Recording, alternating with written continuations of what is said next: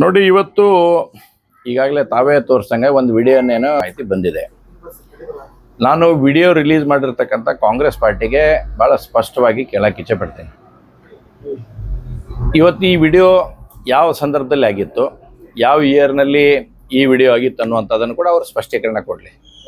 ಯಾಕಂದರೆ ನನಗೆ ಈಗ ಸಿಕ್ಕಿರ್ತಕ್ಕಂಥ ಮಾಹಿತಿ, ಫಸ್ಟ್ ಇನ್ಫಾರ್ಮೇಷನ್ ನನ್ನ ಕಡೆ ಬಂದಿರತಕ್ಕಂಥದ್ದಂದರೆ, ಆ ಸಂದರ್ಭದಲ್ಲಿ ಇವರೆಲ್ಲರೂ ಕಾಂಗ್ರೆಸ್ ಪಾರ್ಟಿಯ ಕಾರ್ಪೊರೇಟರ್ ಜೊತೆನೇ ಇದ್ರು. ಇವರೆಲ್ಲರೂ ಕಾಂಗ್ರೆಸ್ ಪಾರ್ಟಿಯಲ್ಲೇ ಇದ್ರು, ಇವರು ಅಷ್ಟರು ಕೂಡ.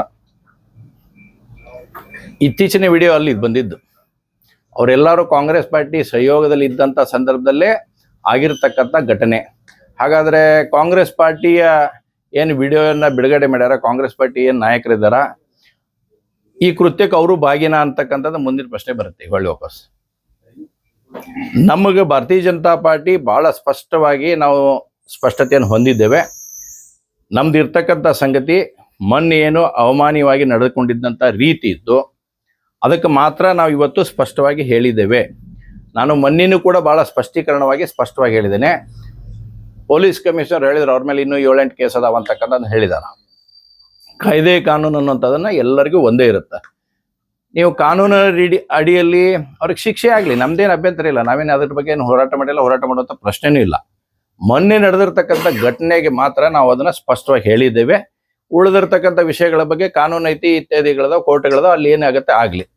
ಹಾಗಾದರೆ ನಾನು ಕಾಂಗ್ರೆಸ್ ಪಾರ್ಟಿಗೆ ಇವತ್ತು ಅವ್ರಿಗೂ ಕೇಳಕ್ಕೆ ಇಚ್ಛೆ ಪಡ್ತೀನಿ. ನೀವು ವಿಡಿಯೋ ಬಿಡುಗಡೆ ಮಾಡಿದ್ದೀರಿ, ಕಾರ್ಪೊರೇಟರ್ ಬಗ್ಗೆ ಈಗಾಗಲೇ ಅವ್ರು ಕನ್ವಿಕ್ಟ್ ಆಗಿದ್ದಾರಲ್ಲ, ಅದ್ರ ಬಗ್ಗೆ ಯಾಕೆ ವಿಡಿಯೋ ಬಿಡುಗಡೆ ಮಾಡಲಿಲ್ಲ?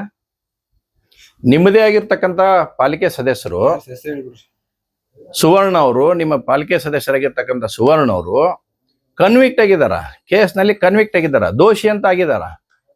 ದೋಷಿ ಅಂತ ಆದವ್ರ ಜೊತೆ ಹಾಗಾದ್ರೆ ಇವ್ರ ಬಗ್ಗೆ ಇಷ್ಟು ಸಹಾನುಭೂತಿಯನ್ನ ಅಥವಾ ವಿರೋಧನ ವ್ಯಕ್ತಪಡಿಸ್ತಕ್ಕಂಥ ಕಾಂಗ್ರೆಸ್ ನಾಯಕರು ಯಾಕ ಅವ್ರ ಕಾರ್ಪೊರೇಟರ್ ಬಗ್ಗೆನೂ ಹೇಳಲ್ಲ?